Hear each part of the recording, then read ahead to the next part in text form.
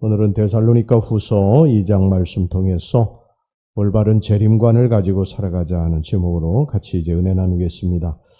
바울은 데살로니가 교인들에게 올바른 재림관을 갖게 하기 위해서 편지를 썼습니다. 데살로니가전서 4장 13절에서부터 18절까지는 주의 재림 때에 나타날 산자와 죽은 자의 부활과 휴거에 대해서, 그리고 데살로니가전서 5장 1절에서부터 11절까지는 재림의 시기와 재림을 맞을 성도들의 자세에 대해서 거듭 명백하게 밝혀주고 있습니다. 그런데 일부 교인들은 바울의 이런 명백한 가르침에도 불구하고 더욱 광신적으로 흘러서 거짓되고 잘못된 재림 사상에 빠져들었습니다. 그들 가운데 더러는 성령의 특별한 계시를 받았다고 하면서 주의 재림이 어느 때 어느 곳에 임할 것이므로 가서 영접하자고 주장하기도 했고요. 더러는 사도의 또 다른 말이나 편지를 받았다고 하면서 재림에 관해서 온갖 두렵고 흉측한 거짓 사설들을 퍼뜨리고 다녔습니다. 자, 1절 2절 말씀입니다. 형제들아, 우리가 너희에게 구하는 것은 우리 주 예수 그리스도의 강림하심과 우리가 그 앞에 모임에 관하여 영으로나 또는 말로나 또는 우리에게서 받았다 하는 편지로나 주의 날이 이르렀다고 해서 쉽게 마음이 흔들리거나 두려워하거나 하지 말아야 한다는 것이라. 심지어 어떤 이들은요, 주의 공중 재림은 이미 임했다고 주장하기도 했습니다. 이 같은 광신도들의 열렬한 주장은 당시에 혹독한 이 핍박 중에 있던 데살로니가 교인들을 굉장히 동요시켰고요, 큰 두려움 속에 빠뜨리게 됐습니다. 이와 같은 이 데살로니가 교회의 이 혼란스러운 상황은 곧 고린도의 바울에게 전달됐고, 이에 바울은 이제 급히 펜을 들고 그 같은 잘못되고 거짓된 주장들을 배격하고 이 올바른 재림관을 심어주기 위해서 두 번째 서신을 써보냈던 것입니다. 이제 이것이 데살로니가 후서입니다. 이러한 배경을 감안해 볼 때 우리는 이 본 서신의 주제가 주의 재림에 관한 것임을 알 수가 있고요. 또한 그 논조가 더 이상 위로나 어떤 따스한 격려가 아니라요, 엄격하고 냉철한 훈계, 그들을 가르치기 위해서, 똑바로 가르치기 위해서 쓴 그러한 것임을 알 수가 있습니다.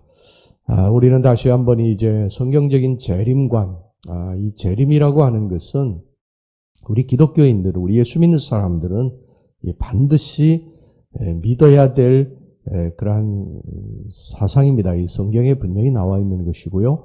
예수님의 탄생, 구약의 예수님의 이 땅에 오심에 대해서 예언을 해놨고, 그 예언대로 예수님이 이 땅에 탄생하셨고요. 그리고 그분이 우리 죄를 담당하시고 십자가에서 죽으셨고, 그 다음에 예수님이 사흘 만에 부활하셨고, 그래서 예수님의 탄생, 또 십자가의 죽음, 그리고 부활, 우리가 여기까지는 믿는데 이제 재림에 대해서는요, 확실하게 믿는 사람들이 그렇게 많지 않습니다.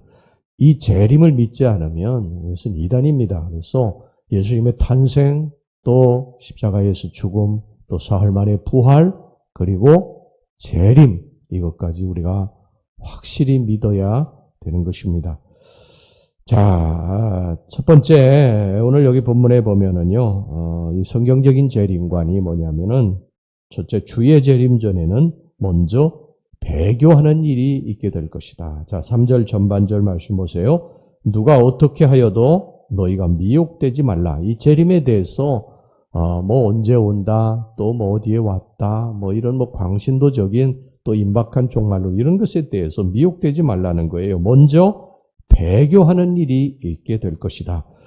예수님도 마태복음 24장 10절에서부터 12절까지 해서요, 그때에 많은 사람이 실족하게 되어 서로 잡아주고 서로 미워하겠으며 거짓 선지자가 많이 일어나 많은 사람을 미혹하겠으며 불법이 성함으로 많은 사람의 사랑이 식어지리라. 이렇게 말씀을 하고 있습니다.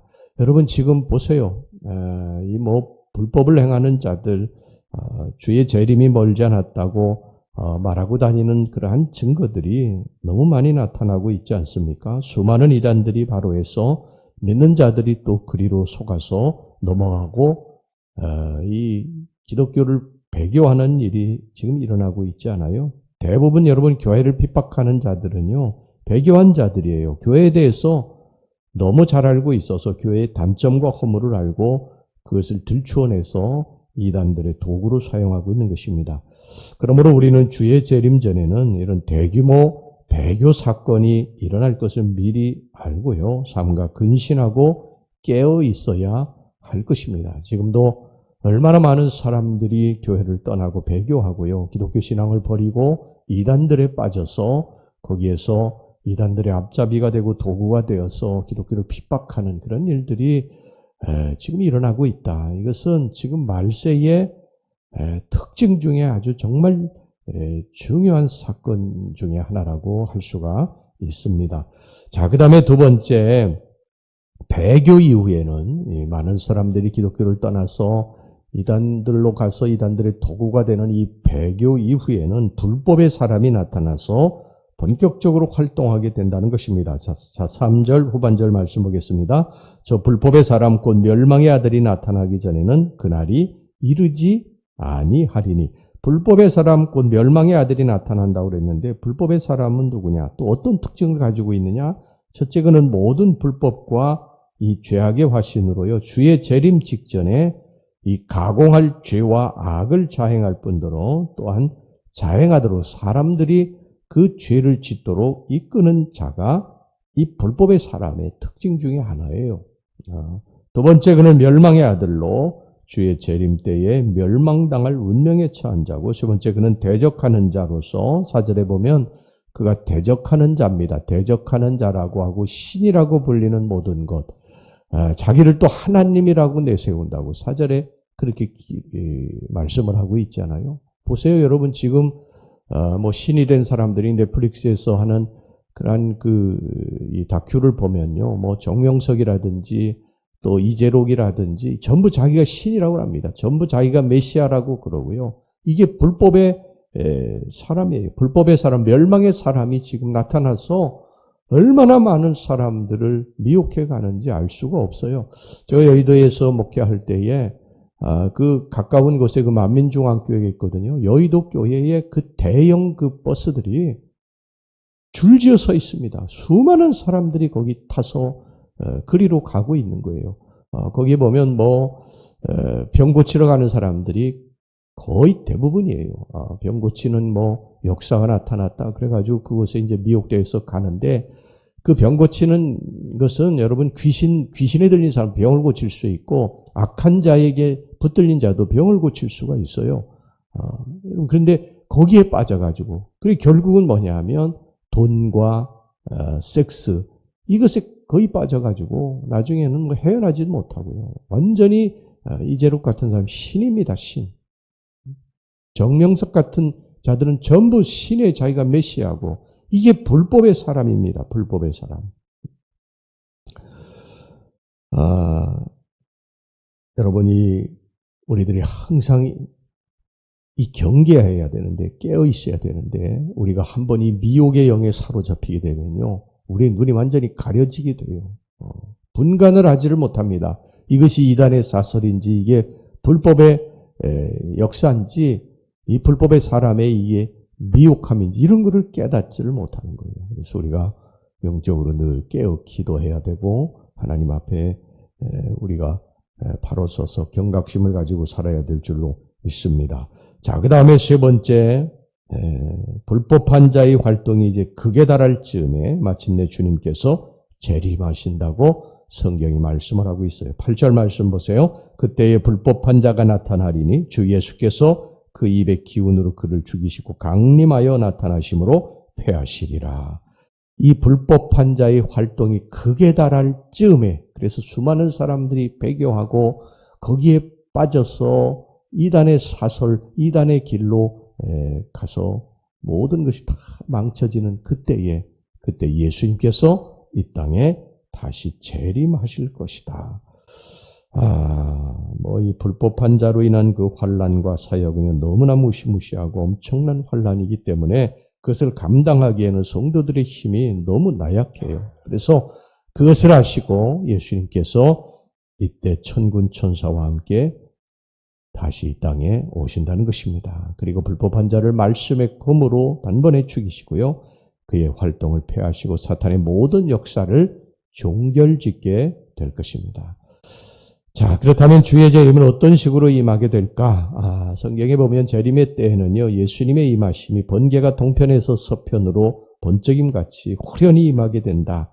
그렇게 말씀을 하고 있고, 세상의 모든 민족과 모든 족속들이 하늘로부터 구름을 타고 큰 능력과 영광으로 오시는 재림의 주를 목도하게 될 것이라는 것입니다.